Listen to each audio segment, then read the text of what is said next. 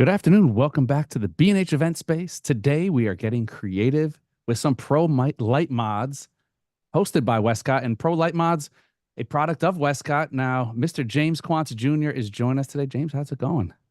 It's going pretty well. I don't want to interrupt you this quickly into this, but this is pretty surreal, Derek, to be here talking with B&H, who I guess back in I guess maybe late 90s, early 2000s, I would come up for the Photo Plus show that PDN used to put on. And it was always a must stop at the B&H store, which is like the Willy Wonka store of, for photographers, with everything moving in the ceiling and, all that going on, and just the, overwhelming, the sensory overload when you walk in. I mean, it's like the clouds parting and the angels singing and all that, and just, all the gear everywhere. And to be here, doing an event with B&H is, it's like a pinch me type of moment. So I happy to love be it. here. That's great to hear. Look, we're honored to have you on. I always judge, maybe I shouldn't. I don't judge.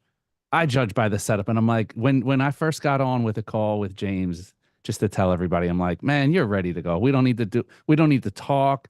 Your setup looks great. It's like nothing instills confidence from a professional, like somebody who takes their job seriously. And that's why we have you here, James. So I want to welcome you to the platform and kind of just lead it with that. I think the great thing about what we're doing today is you have a wide swath of professional experience, but a lot of stuff we're talking about today applies to the everyday photographer that's getting started. We're taking that professional experience, we're taking that professional gear and the inspiration from all the stuff that professionals, that you use in the professional arena, and it can apply to high school sports, to little league, to people who are getting started. Yeah, absolutely. I mean, and to me, having done this for so long, that at the end of the day, to me, it comes down to the experience everyone has on set or wherever you are with your camera, and how you're capturing these photos, and how everyone feels during the event, and then how everyone feels after the event. And that's kind of where, to me, if you can kind of create the buzz on set, and then that carries on to where when everyone leaves there, they're still talking about you, and they tell their friends, or, in my case, maybe other agencies, other creative directors or producers, this guy was so much fun to work with, and the work was fantastic. And, it's kind of like over delivering, under promising type of thing. And I just kind of feel like that's where I've been trying to direct things recently, and then trying to share that. And you talk about the setup here, and it's all thanks to when everything kind of shut down there for a couple of years, and then forcing me to do something, get on the YouTube, and trying to find my way through all that space, and then kind of building out something here that looks somewhat presentable. so, Looks so great. I We're gonna can have to have you back for a streaming setup workshop. You did it right, and man. that I've actually simplified that too. So I'm kind of of the school, keep it simple if you can, and just to where everything is streamlined, like, and you're just giving that experience at the end of the day that people remember. And that's kind of, where all this has come from. I love it. Well, before you were a YouTube star, you were just a photographer just like us. You were a regular mortal. Now you've ascended to the heights of YouTube stardom. But You're no, using that very loosely, very, very loosely. where did it begin, man? I mean, back before we were streaming and teaching, and you were just a guy with a camera and a dream. How did the origin story start for you? When did you get interested in photography, and more specifically the sports thing? Well, I mean, I can take it. I'll keep this somewhat short, but I could take it all the way back to like high school. And I was on the football team and got hurt and had a camera. And while I couldn't play, I just ended up taking my camera and doing pictures on the sideline. And it was filmed then. And where I went to high school, we had a dark room. So then I was processing the film and did some prints. And then the guys that were doing the school newspaper happened to be in there and saw some of my pictures, hanging on the line there drying, and asked if they could use some of those for the upcoming edition. And, they did. And then they were like, would you mind doing this throughout the season? And we would just use your photos in the paper. And so that was kind of how that kind of stumbled into that. But it was something I had a camera. I always enjoyed that type of thing. And I look back then, and the goal was, I would see these pictures in my head, and then it was a matter of trying to build the skill set to where I could capture, create or get close to what it was I was seeing in my head. And that's kind of started the journey to, I guess taking it.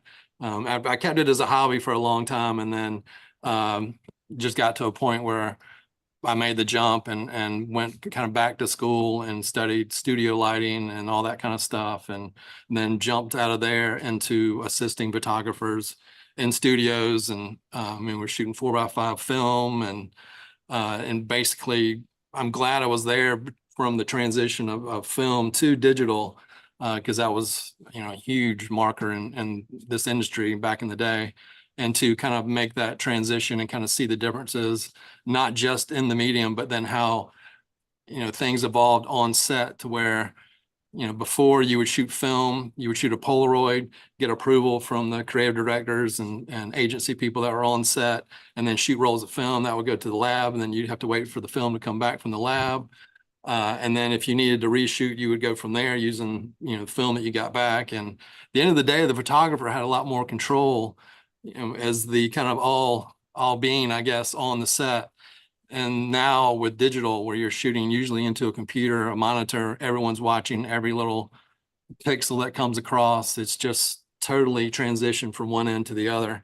And I mean, I can go back, I would actually digitect on a couple of those early digital shoots, and I was in a tent because the photographer didn't want anyone else to see the screen except for me and then him. He would come in and take a look and then come back out. And just because they're just wary of being coached too much on set. But we've left those days, way back. And that's, with these videos and stuff like that, I just kind of feel like it's, going in a rapid direction with social media and all that. I mean, things have really gone 180 from those old school days, and it's about embracing that, or, finding something else to do at this point. Yeah. I mean, if we were having this conversation 20 years ago, you'd be stitching hot lights together and Yeah. burning everything in the surrounding Right, area right. Well, I mean, just the around. technology of strobes and cameras. And I was just looking at one of my, and I'll probably put it out on my YouTube channel, maybe even later this week. I was shocked at looking at my first video that I just kind of put out as a marketing piece back in, I think, 2012. And I mean, so many things have changed: the lights, the modifiers it was using, the camera, how I was actually shooting, just the whole, it's a list too long to go through right here, but I kind of think it might be interesting to talk about that in a video just on my channel coming up. But yeah, things have, just in the last 5 years, things have really changed a lot. So Yeah, definitely. I want to dive into some stuff in a minute, but kind of like the inspiration that led to why we're here today, Pro Light Mods, and what is the Pro Light Mod, and why do we have it? And in talking about, what exactly you were trying, how did you get the inspiration? What's the story behind, and for those of you that don't know what the Pro Light Mod is, we're gonna just wait just a minute. We're gonna show you. We don't want to give away the secret too soon, but people have definitely seen it and they know the style of image if they don't know the particular product. But what led to the idea of the Pro Light Mods? So, and this will go back to, I guess, 2020, when everything was stopped in the world for a while, and I had some time on social media to kind of scroll around, and I mean, I met some really fantastic photographers over social media. And during that time, I just was looking for inspiration and came across some images that my buddy John Gress had done with this backdrop. And with the line, there was like a black foam core with lines that were cut out and they were being backlit. And he likes to do, these really nice, more fashion oriented type shoots, and where, I was kind of looking at it as coming across in more of a sports realm type of thing. And so we were messaging back and forth, and he kind of told me how he had kind of rigged it together, and then I took what he had started and kind of fleshed it out a little bit more, and built this backdrop. Basically, it's 4 feet by 8 feet panels of 1/2 inch foam core that you gaff tape together. You get these strips cut out, put diffusion material on the back, and then backlight it. And so, while that was probably one of my first shoots. Like afterwards, I just had this thing put together and really wanted to start with a bang, just trying to, get back into shooting and get people excited about doing photography again. Although we were wearing masks and all that stuff, which we won't go into, but those pictures just generated so much commentary, DMs and people sending me emails, how do you do this? And just on and on and on. And, just telling people they're gonna have to go to a sign store and you got to find this really thick foam core, and then you have to have probably a company cut it for you. I mean, it's a real ordeal to do, and it's not portable. And so that's where, in my mind, I was trying to think of ways to bring that same type of backlighting philosophy, that look, the dramatic type look, and how to make that easier to pull off, make it portable, and that sort of thing. And so I just happened to have done a photo shoot with Atlanta Falcons some years ago, and they were filming the hype video, the pregame hype video, and they had two of these Maxi Brute light banks with 12,000-watt bulbs on them, and we're basically using those as set pieces, and putting the players in front of them and having lighten up the letters and all this kind of cool stuff. So I shot some plates of that, took what I was doing on set, and then photoshopped it together to where it was like this image with a player in front of those Maxi Brute light banks. And I've got it on the wall here in my studio, and I was just pacing back and forth with this churning in my head, and just looked over at that, and something, it just kind of clicked. So I went straight to Michael's Crafts and got some black foam core, cut circles in it really, really roughly, gaff taped it to whatever softbox I had in here, and put on a football helmet, set the self timer on my camera, and took a picture and sent it over to the head of creative for the university here I do a lot of sports work with. And he was like, what is that? What's going on there? That looks great. And so then I kind of went from there and had a seamstress locally kind of sew me something together, and then put it together for the first photo shoot here. And just seeing the reaction of the guys and just on set, and knowing that these guys have had their photos, taken tons of times. And so a lot of times these athletes will look at these photo shoots, these media photo shoots, as obligations that they got to go to and have to attend, and want to get them over with as soon as possible. And so that's my goal too, is, when I talk about the beginning, to kind of set up this experience for everyone there to where they really look forward to it, really enjoy it. And this was a part of that. And so we had done the boards before, that year before, so they were already kind of hyped up. And that was kind of going back to that, we were supposed to do that with maybe the top 20 players on the team, just because it was a whole different setup, and we would bring it in and do it.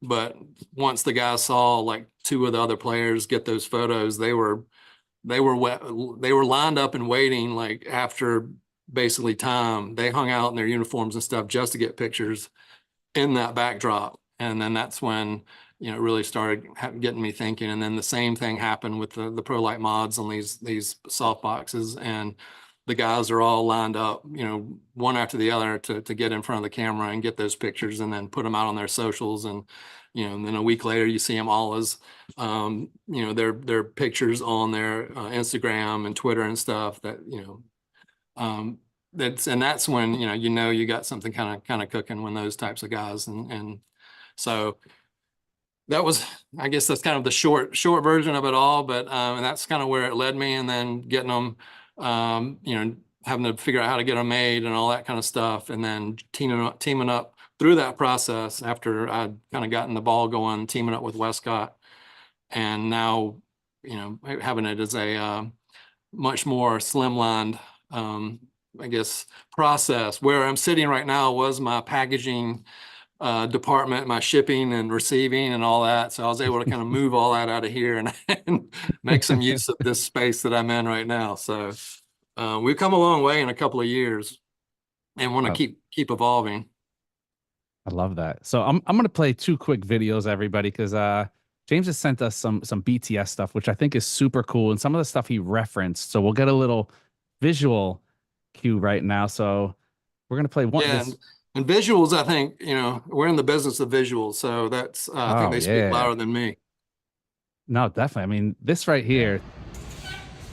So this is what we're replacing, or trying to replace, doing our best to replace with the Pro Light mods. And you can see this is one of those Maxi Brute type setups, and this would be like the 4x3 design that we have. And you see the stand that thing's on is powered by a generator, and you're looking at 1,000-watt bulbs in each one of those cylinders there. So a lot of power draw there, a lot of heat. It's rigged up in a truck. They didn't even pull it out of the truck. They backed it into the set. And so it was being used right off that truck. And so what we are kind of replicating now is much simpler than the real thing, and trying to get the look as close as possible as well. Yeah, somebody out there right now missed the first part of that, and they're like, Westcott has lost their mind. No one's buying that. That looks too big. So I want to move into It this comes with a other. truck too, though. Yeah. You can drive to and from work with your light on the back. You radiator's not included. You got to provide that on your own. Right. We're gonna move to another video here. Let me back out of this one here and go to another video here. And we're gonna see some BTS, and we'll get into some more images. We have a couple images too, but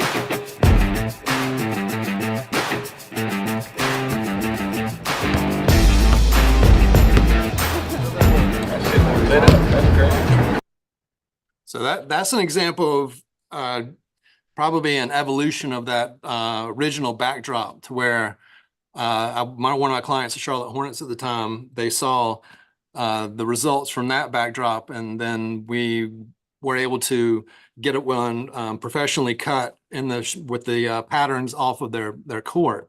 And then we put the players in front of that, and it's just ever evolving. So Melo Ball, who was in that video, if anyone knows who he is, I mean, he's been on a reality show since he was probably a young teenager, and has been in front of the camera for, so long that, a goal of mine would be to get his reaction, like you just saw in that video, where, he doesn't, all these guys look at me funny when you ask them to stand like in between those two boards there, until they see the results like that. And then I took one frame, pointed to the computer screen, and he looked at it, and then he looked back behind him like, what is this juju going on behind me? It's black magic. And he, had that reaction. And then, so then I had two setups that day, and I've got a YouTube video on this too on my channel. But so I had two setups, did that with him there.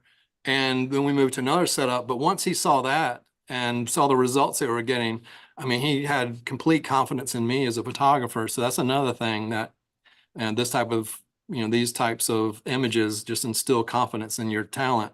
And then it just makes everything else so much easier during the day. Because if you work with talent like this in the past, one of the hurdles you have is to gain the confidence of like these athletes that are constantly in front of the cameras and exposed to this type of thing all the time. And they show up guarded to set a good bit of time, unless they have worked with you before. And then you've got to work your way through that guard, just because, he walks out of the arena and people are all over him, that type of thing. So it's just the way these guys live. And having something like this on that shoot day, this is the first time I worked with him, and it was really a cool experience. And so that's just another part of that's awesome. having something like this in your kit, in your bag. And that's kind of, when it comes to these types of things, it's not something you're going to use on every shoot, but it is something that, if something's dragging along, it's something easily that you could pull out and use and kind of be creative. And that's kind of where we're trying to work, in creating different modifiers for different uses, and where you can build these unique setups that are unique to what you're doing, and get these really super cool results. So this is like the super advanced version right here of this. So these two go, okay. So this is what you were talking about. This is the setup that kind of inspired the Hornets setup, and the whole idea of really thinking outside the box in terms of lighting and going beyond just like a gobo, or really just taking things to another level.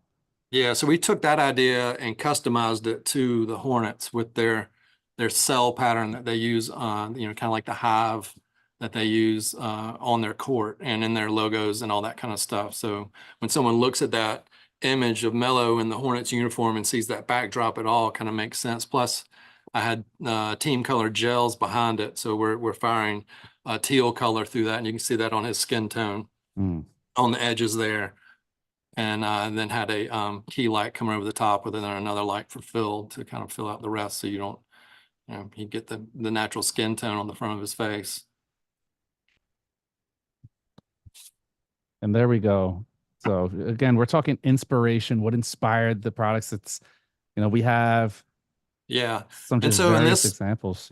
Yeah. So this is when I'm watching TV or whatever, and something like this comes on, I'm happy about the pause button on TVs now, so I can hit pause and or rewind and go back and take a picture, and this kind of is inspiration to where, you know, ESPN's using this. This is like their first Monday night game that year, and so this is the big build up, and then they've got two of these what they call the Maxi Brute like light banks, and you can see everything that's involved in trying to get those to run, and you see that huge stand underneath and the power sources and all that. And so that's where these are the 3x3 size lights that we're, you know, that we're putting out to replicate that. And then this is another one that I took during a football game here, and this is what led to the setup that I used with the football team this past year, where it was kind of strip lights across the top, and you know, we'll maybe get to those here in a little bit, but yeah, always looking for visual inspiration when I'm out and about. And this was during a game, like pregame here, and just trying to line things up and create these compositions to where you know, you get kind of that dramatic pregame. To me, in this shot, just, you know, super shallow focus, and you know, he's waiting to go out for the coin toss actually at this point. So just really cool stuff. Awesome. And then here's another one where it's Pro Light Mod City in this image. You know, get your wallet out if you want to replicate that one. Yeah, So, right. this is the one you were talking about with the Falcon shoot? Yeah, so this is the one I was referencing in that origin kind of story, and this is what's on the wall here. And it was, like I said, they were using this for their pregame hype video, and I just thought it was the coolest thing. They had smoke blowing across their indoor facility and doing all this stuff with the cheerleaders and all that, and so in between their kind of setups there, I just asked them if I could come in and take some stills for plates for what we were doing, and that's exactly what I did. And then I took one of the players from my setup and dropped him in and created this composition that then kind of led to what we're doing now. So, and that's kind of another, I guess, lesson when I'm on these photo shoots, these media day photo shoots. Nowadays, they're usually multi-station type events. So when, you know, I guess the rare occurrence when I'm on one of these shoots and I've got some spare time, I always love to go and try to watch what's going on at these other stations and, you know, pick up some things. And, you know, it's just photography, and being a photographer is just an ever evolving science. And the day you stop wanting to learn different things is kind of when you get left behind, is what I feel. So I'm always looking around to see what other people are doing, whether it's video or still type stuff, and where it can kind of cross over, where this day and age, that line is getting more and more blurred. Definitely. And I think it's inspiring to see, you know, like I said, the professional level, there's such a blur between, you know, you have people who are just putting out some insanely good work at lower levels. It's like, man, we didn't get that. They jammed us into like a school cafeteria on a Saturday in between the baseball season, and you did one group and then you got to hold a bat over your shoulder and they didn't care how it was. It was like, now it's like kids are sliding into bases and they got like a 4-light setup, and it's insane. So it's cool to see that you're taking these ideas to give a more like the professional stadium feel, and really incorporating those ideas into something that, and it's hard to do it and not be gimmicky. And I want to point that out, because it's so, when you think professional sports, you don't think gimmicky, right? You think professional, you think really top of the game, and they've done it in such a way where it's like, no, this is awesome. It's taken something that has such a cool look and a desirable look and put it on a scale where anybody can do it. And that's the thing, and that's kind of the joy of it. And these are tools that you can be creative with and do, you know, all kinds of different setups, different things. And this is an example of I guess our latest product, which are the little mini mods that we came out with that go right over reflectors. And they just have an elastic band with some anti-slip rubber on them, and you stick them over. This is a 7-inch reflector. These will go right over the 4-inch reflectors that come with the FJ 400s and other lights like the Godox 8400, the 8600. These will go right over those. And then we've got a larger 11-inch version that'll go over your more deep I guess, what do you call them, deep reflectors Mm. that a lot of guys use outdoors to get, they get that extra power when they want to overpower the sun. But now you can slap these if you got a couple of lights with a couple of extra reflectors. You can put these over and bring them into your frame and create these creative compositions for some of the shots. It just kind of gives you another alternative or another add-on. So if you're selling prints, that type of thing, this is something you could bring in that a lot of people haven't seen before, and just kind of gives that other kind of wow factor, and to be something different than, like you said, putting your bat over your shoulder, that type of thing. You can, bring these in, jack them up a little bit to where they look like stadium lights, and bring some smoke in or a little bit of haze, and kind of create an environment. And the joy, and I know we got some other behind the scenes videos, but the real, I guess, joy to this is how they come straight out of camera. So you can just turn your camera around and show whoever you're working with the results without any kind of manipulation, Photoshop, anything. And it's just that wow factor, and people remember that. And this is another use that I don't know how many NHL photographers we have in the that might be watching this or not, but I learned the hard way. And the first time I worked with an NHL team, I usually would use a beauty dish for my key light, and these plastic um, face covers, face guards, whatever you call them, the I guess the curvature of them, it makes the circle like super circular, whereas like football is more of a, I guess it stretches it out and kind of makes it, if you saw the Falcons player there, it makes kind of a cool line, if you ask me. Wow. But this is a horror story, and it goes like right over one of their eyes. So all you see is the round beauty dish where one of the eyeballs is supposed to be in your frame. And so I ended up using a 1x3 strip box with the ProLight mod on it. And this came to me watching NHL, like on TV. You see the guys on the bench, and you see the lights reflecting in their visors there.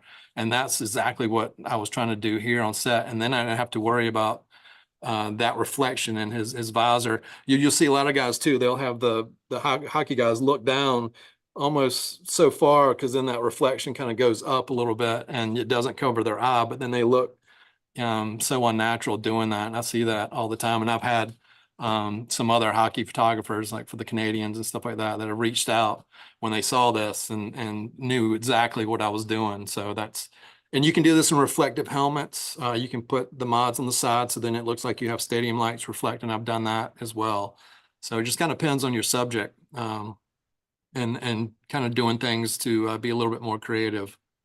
It's awesome. And it's always, I mean, with And the technology we have now, everyone's like, oh, I could Photoshop it. And AI's created a whole nother can of worms to open, but there's got to be something to just getting it right in camera and being able to show them, rather than saying, okay, it looks good, but I'm going to add this in. Don't worry about it. Well, I'm guessing when the players and the teams and whoever you have there looking at it, and you're shooting tethered and it's up on the screen, it's got to be like, oh, wow, this is great. This is the solution.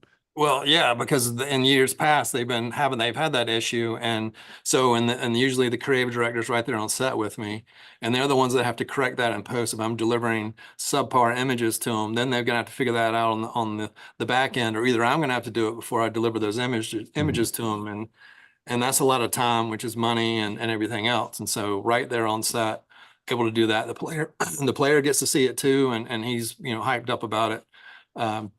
And it just works out. It's just solving an issue on set. So, and like I said, the hockey photographers out there know exactly what I'm talking about, and because that is a nightmare. And this actually right here too was fun. This was with the Naval Academy for their Army Navy uniform. I guess this is like 2 years back, and we were in a studio up in New Jersey, not too far from B&H over there, and with an LED wall. And we brought in these to kind of give almost like a spaceship type feel behind our player, where he's supposedly there on the lunar surface with the Earth behind him. And it was a lot of fun. And then to kind of put these out in a professional sense, and have companies like Under Armour, they grab this image and put it out to represent the uniform that they had designed for the Army Navy game. So just to see that these modifiers, being put out, in such a commercial sense like that, it was another pinch me kind of moment, like sitting here talking to you at B&H. It's probably way better than this. This is one of those forgettable moments. I want to No, ask. this is not. we're more impressed having you on, James. It's like looking at your body of work. It's like this stuff. I mean, what undress these lights for a minute if I can. Don't cancel me, anybody. Undress these lights. What's the setup look like? Like what's modifier? What's light? What kind of power?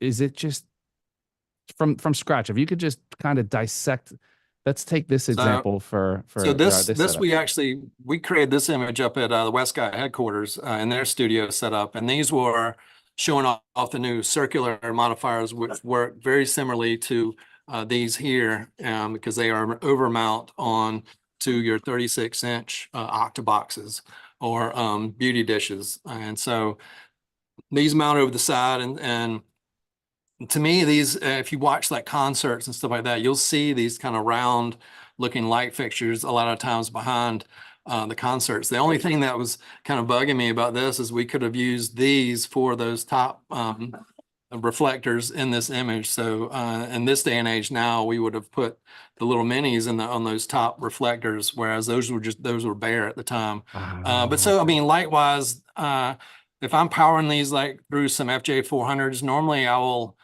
I'm usually something like this. I'm probably shooting at 5.6, probably 200 ISO, and I probably have, I think for these to kind of represent what they are, which is like stage lights, it's good to have a little flare coming out of them. So these are going to be probably around the 7 range on the scale of, I guess what, 1 to 9.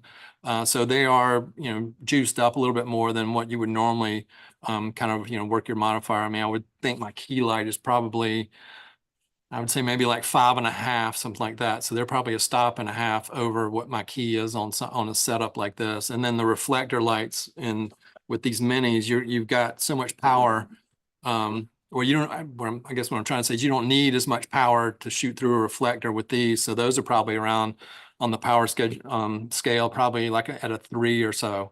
Okay. And that's the beauty of using lights like that, because they are functional at the same time as they are set pieces and kind of dress out your composition in the background, which in this case, we were using these lights to create this stage effect, and using the Westcott Flexi gels, which you can, put right on the ball or the glass dome there on the FJ 400, for an example, and then put this over top of it, and then you get colored light, and with Ooh. that smoke and stuff, you build out that environment. So then you can play with color as well as these modifiers, and create all kinds of different things. And that's kind of where I want to take this to where, just because someone has these modifiers, their pictures don't look the same as everyone else's. We've got enough going on to where people can be creative and build out kind of layouts and use colors and all kinds of different things to create something unique. And so that's kind of what we had going on here for this shoot. And this is actually on the box, I believe, of some of the packaging for the modifiers. Oh, that's So awesome. that was cool. And that was another kind of pinch me moment, going up to I think I've got the box right. Actually, I don't. It's another one of those pinch me moments to go up and work with Westcott and creating this product out of nowhere, and then kind of seeing all this stuff come together, and as we move along, and then seeing customers, people that have purchased these mods and are using them on their sets, and how creative some people are being with them.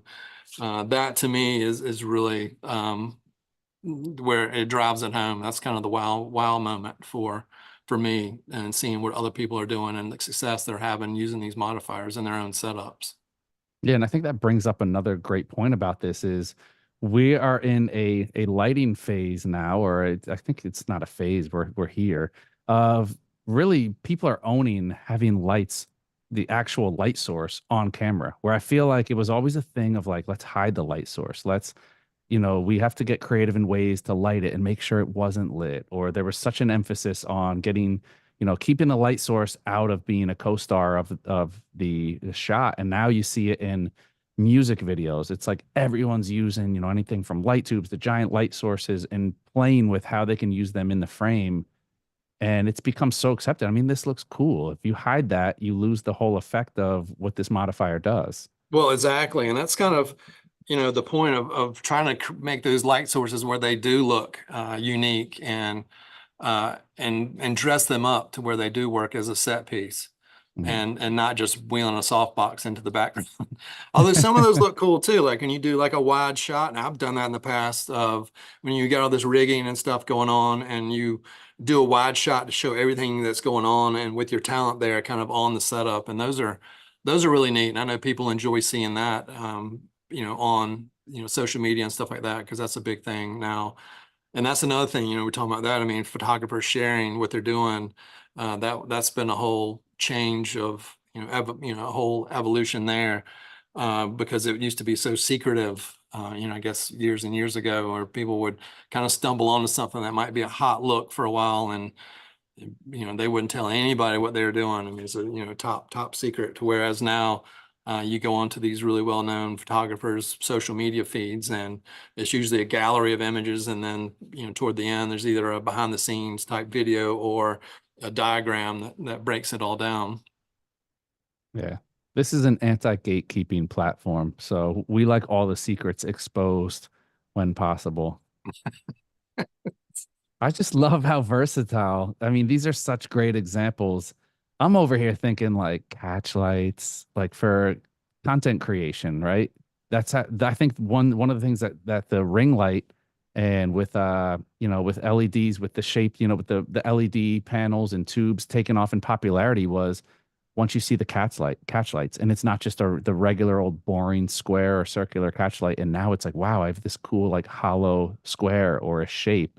Right, right. Oh yeah, in the eyes and that type of thing. And I've got one of these minis here on behind me too, and just to kind of show that these things work for, like you're saying, like content creation for video, as well as what we're talking about, these still shots and all. And that's where I'm really starting to enjoy seeing some of these video creators using them in some of their hype type videos for some sports teams. I just did a shoot with the new volleyball team in Atlanta, and it was pretty neat because I was using the modifiers in a V on our still set, and then next door they had the 3x4 modifiers turned horizontal, and they were using them on the video setup. So that was another kind of moment. Just was kind of pretty wild that I was at this shoot and they were being used on a set that I wasn't even working, and it was a video set, and then I was using them on my set as well. And so that's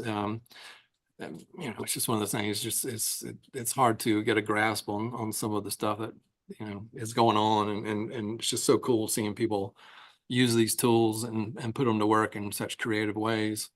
It is. That's one great thing about the photo community is someone's always going to find some wildly new use for it, and it just helps everybody. I think it expands the creativity and it kind of pushes the boundaries. And a company like Westcott's always been great for kind of just taking it in this direction and saying, how can we make things different? How can we provide more options for creativity? I do want to call out also how smooth you were in turning that. I'm like, man, James, I can't even share a screen without jumping through hoops and giving the audience like 5 warnings for what I'm about to screw up. You're just back there talking, like, click, perfectly lined up. I would have had to get up and fix it. A true consummate Yeah, well, professional. if I was really professional, I'd have the remote sitting here where I could turn it on and You got off. the But app. yeah, now I've got to lean back here and work the manual switch. But See, yeah, I love this. This is what I'm talking about, that versatility where, yes, sometimes you want it more in the frame and it's like the light is like a true co-star, but this is like, this gives like that epic moment, like the natural. I mean, maybe yeah, the younger generation is gonna have no idea what I'm yeah. talking. But You're right here with me. This is like, I'm picking up what you're dropping there for sure. there you go. But you can see actually, with this too. So it's a set piece, but then it's also, uh, you know, I'm probably not the best model to show this off, but it's doing something. So you get the functionality in two ways. It's kind of dressing up what we got going on here, and then it's doing something as well. So like if I was doing something where I wanted like a red color, and this is an RGB LED light, so you can dial it in however you want it, and create video setups. So that's kind of I think the next frontier, and people using these. So that's where kind of I just I'm hoping that people see it as a tool that they keep in their bag, and it's something they can pull out when they need it, and it's a way to expand the creativity, their options on set when they want to do something. I'm gonna take a moment. I'm gonna slide over in my chair. I'm gonna break the fourth wall here. I want to talk to the audience for a moment. What James did in this photo, I want to see more of. I think it's so great in photography. And this is where you look at images and you might not know what it is about something that takes an image to another level, but that restraint, I feel like now everything we see is you have to have that key light source has to be the light that illuminates the subject in the way that we look at. How many people would take a light, they take a big light source and pop it right on the back of the subject. That restraint, letting the lights do their thing to sell. I mean, you look at it and it looks real. It looks like you're in the moment because there's the backside of the player is in the dark. It's just picking up that ambient light. There's that restraint used. So I'm going to go back here. I'll bring James back in. I just want to tell you, James, that's beautifully done. And I wish we would see Oh, more of that.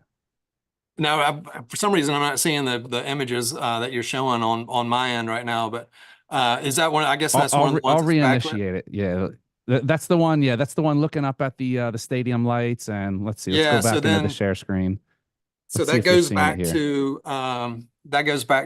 yeah, to that image that I took of the player with the stadium lights, behind him pregame.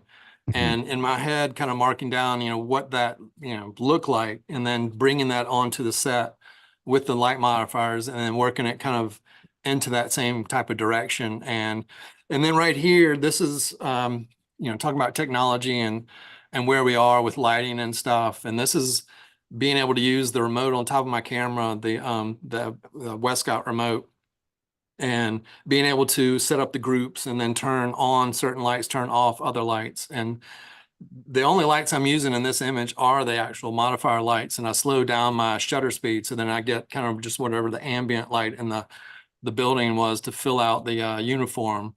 And so I'm just totally backlighting this, which then again kind of goes back to, harkens back to that backdrop with the strips in it.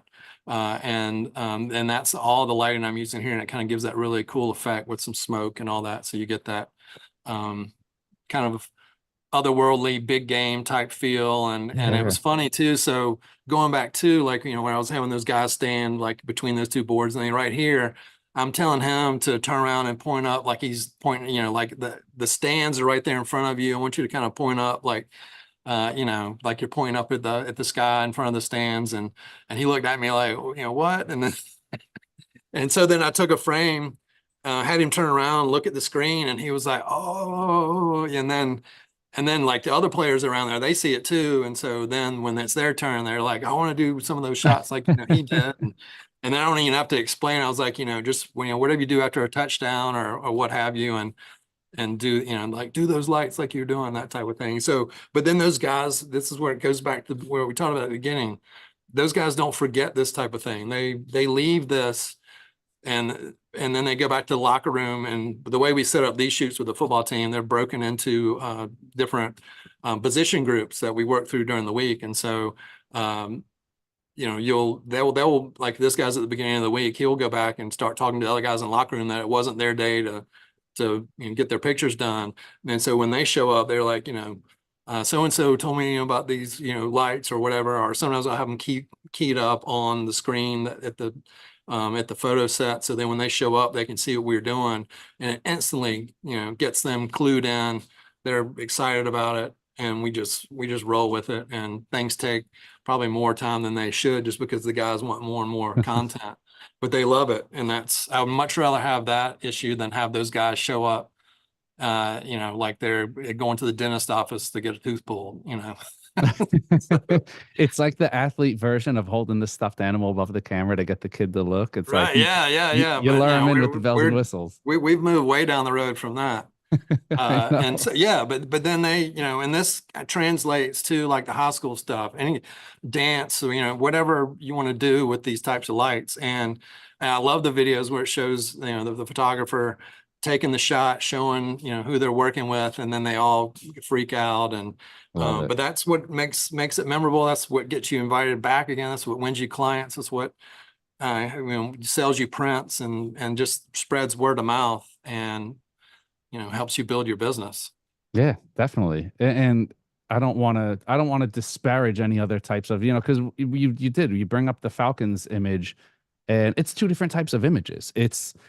There's a different look, and the fact that, what I'm referring to is how it fits the type of image that it's supposed to be. It's supposed to be like a after the game looking up like, we won or great play or something. And Right. then the other image, it's like, yeah, the Falcons image, it's like that the lighting was still beautiful in the front. You have all the detail and the muscles popping and everything. And it's like, and that's supposed to be that type of image. That's an image that, when you turn on a football game and they're announcing the starting lineups and the player positions, and that's the image that you show, that's like your showpiece image right there. That's your hero shot, which different uses, different, settings, different, there's different light setups. And I think that's the beauty of how versatile all this stuff is. I have one more video I want to pull up, and this just kind of shows again.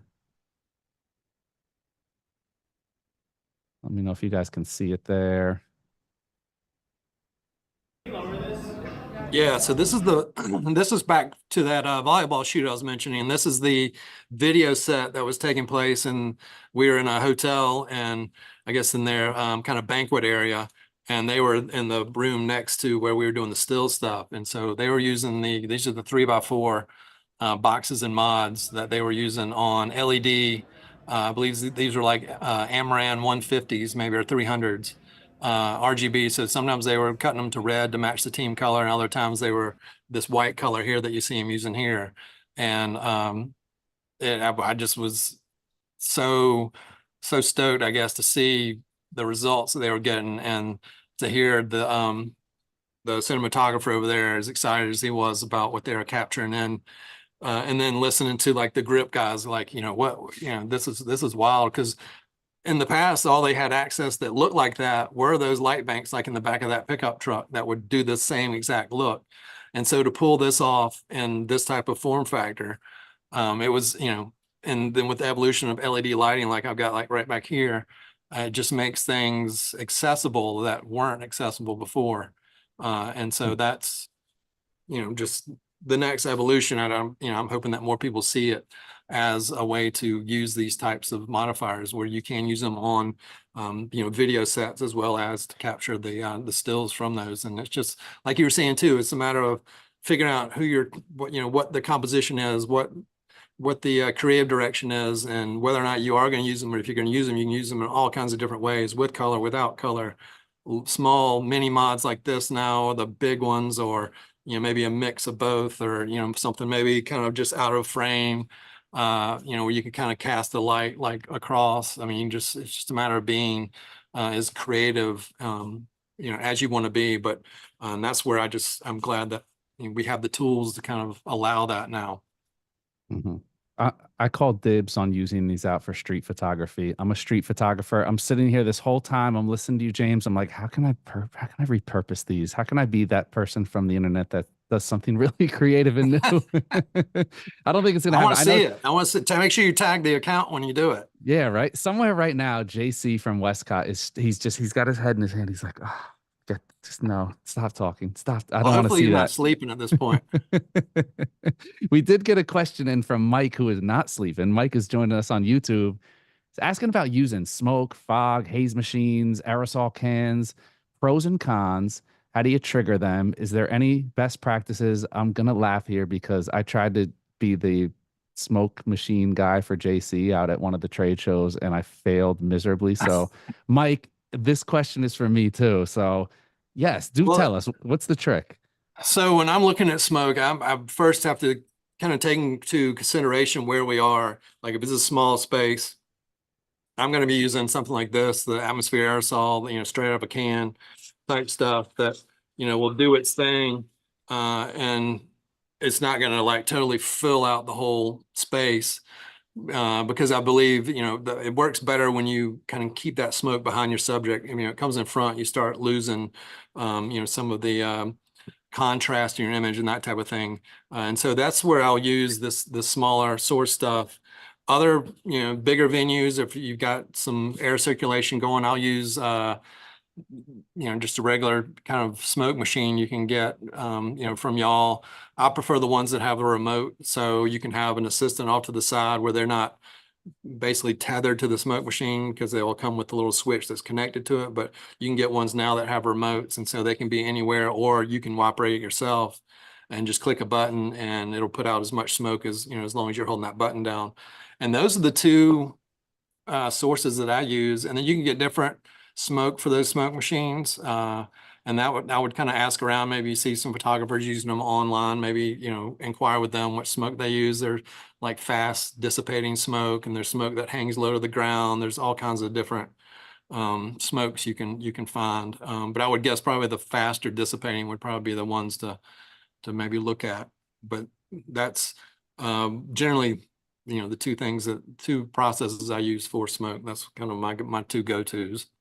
Okay. And in your experience, we had a question come in from Dave, kind of a follow-up asking about liability issues. Do you have to worry about talent or athletes signing a release, or is there any like of a medical thing with using smoke, fog, anything like that? I don't think so, because all this stuff is like water-based, and Okay. it's nothing toxic, anything like that. I mean, I don't think you want to, sit there and hook yourself up to the smoke machine. But no, I don't think there's any. I mean, don't quote me on this, but I don't think there's any liability. I've never heard of that. Okay. And the goal is that they think the pictures are so cool. That's the last thing on their mind anyway. But no, I've never had it negatively affect anyone on set either.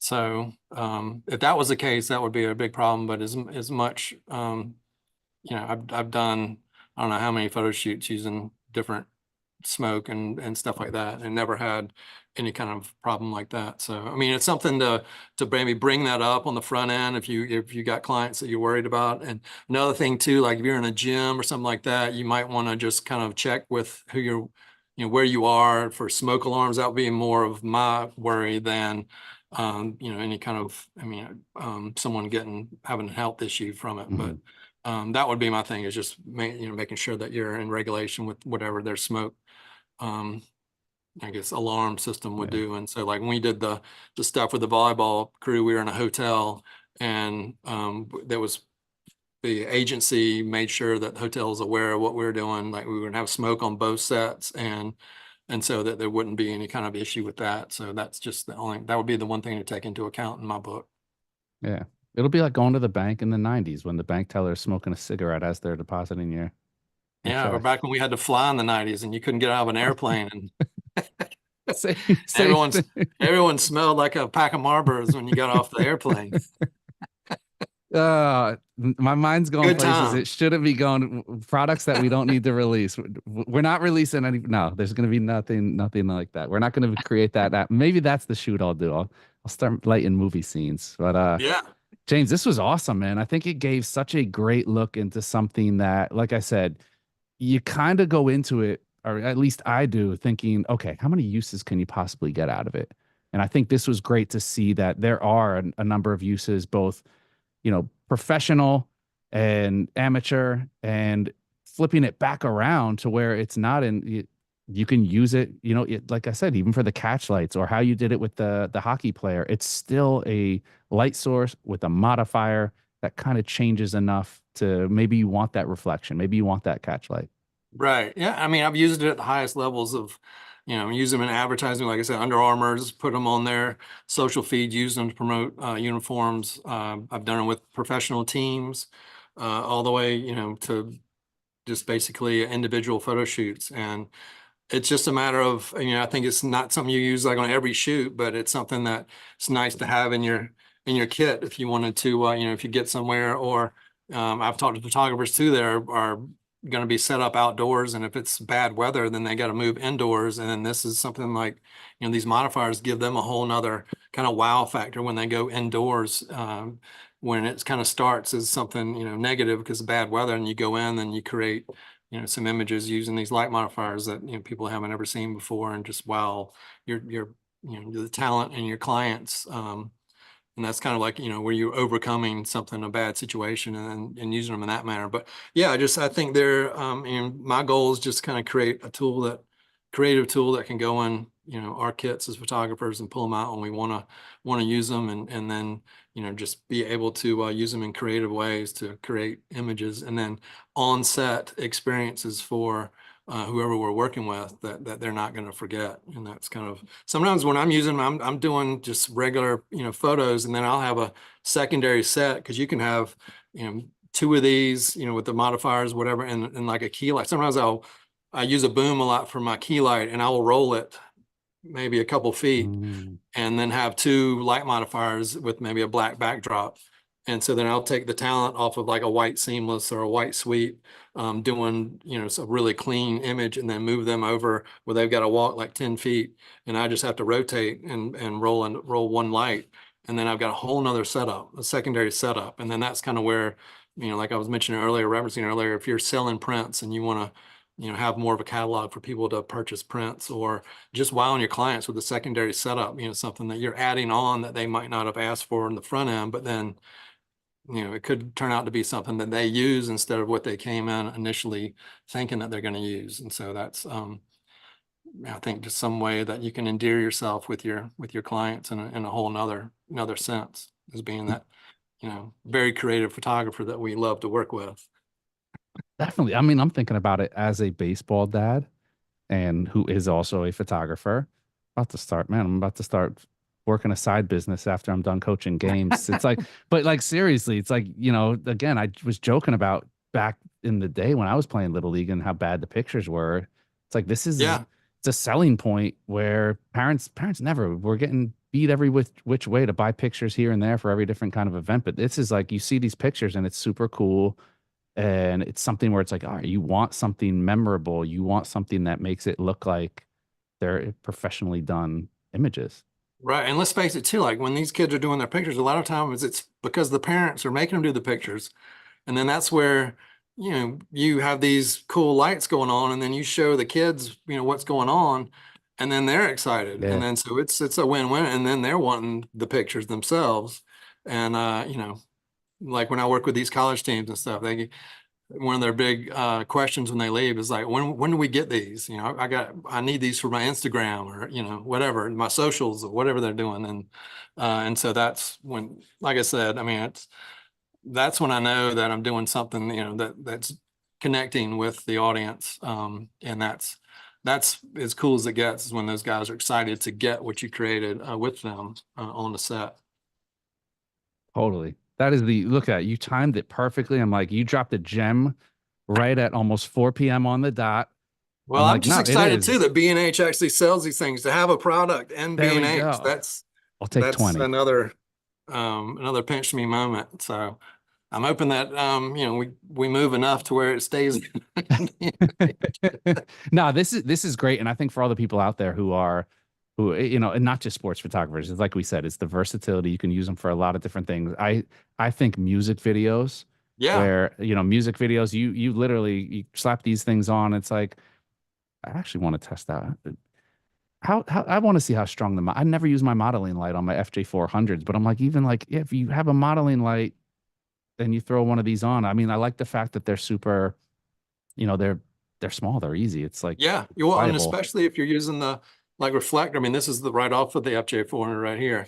And this form That's factor, you awesome. don't need much light for this to work as a set piece. Yeah. And so, just like something like this, I mean, that definitely would. And, let me stress too, like you can go to the ProLight Mods Instagram and see other examples. And I repost people's images as they tag the account, and can keep those flowing, and then add some to the gallery there too, so people can get creative ideas there. I love when I see them in different setups, different scenarios outside of just the sports world. I mean, that's where, these are kind of stage light type lights, and that's when we, like, if you look at the packaging and stuff, where we've got, different setups here, to where you can see, none of these were sports related. I mean, you've got dance and stuff like that. Love it. And so that's, just trying to open up different avenues for creativity. Awesome. Well, Pro Light Mods coming to street photography in New York City this summer. James, I this want was JC to be awesome. on that set. JC, I don't think he'll be a part of it. I think he'll be like, you're crazy. I want nothing to do with this. But show me the pictures. Maybe one day. Maybe one day. We'll see. Super, super, super, super grateful to have you on, James. This was Oh, thank you. awesome. Thank you for all you do. You have a ton of experience in the professional world that inspires those of us on my side of things. And this really shows that, look, it isn't about the gear, but the gear can help so much, taking you to that next level. Huge thank you, of course, to James, entire Westcott team, Mr. JC Carey over there doing a lot of great things. And of course, to all of our viewers out there, we thank you guys for engaging, for watching. You can always get this and all of our other free content recorded live here and on our YouTube page at B&H Event Space on there. James, any closing words? Where can we find your work? Hit us with the goods. You can find me online at there we Quantz go. Photo. This guy's been at my feet for the last 30 minutes, driving me nuts. So But patient. yeah, quantzphoto.com is my website. At what is it? Quantz Photo on Instagram, and then at ProLight Mods on Instagram as well. That's basically where I orbit these days. Awesome. Well, thanks to everyone that tunes in. Then I'm on YouTube as well, Quantz Photo on YouTube. There we go. YouTube star, everybody. Don't let him be humble. YouTube star. But James, I want to thank you again, man. We'll get those links dropped into the comments on YouTube so that people can follow that, or into the description there. But huge thank you to James Quantz again, and to the entire Westcott team, all of our viewers. This has been another edition of the B&H Event Space. Catch y'all next time.